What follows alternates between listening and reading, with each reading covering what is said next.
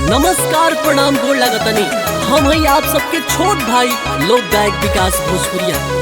एगो 9 महीना के बच्चा आयांश जेकर जिंदगी अभी खतरा में बा, उनका के आप सब बचा ली। ए भैया, हम इहे आप सबसे गुजारिश करतनी यथाशक्ति उतना दान करके और आयांश बाबू के बचाई।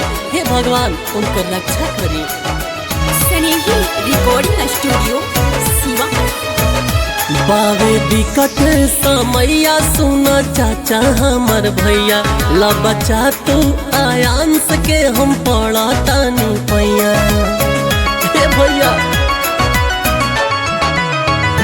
बाटे बिकट समैया सुना चाचा हमर भैया, ला बचा तू आयांश के हम पड़ा तानी पैया।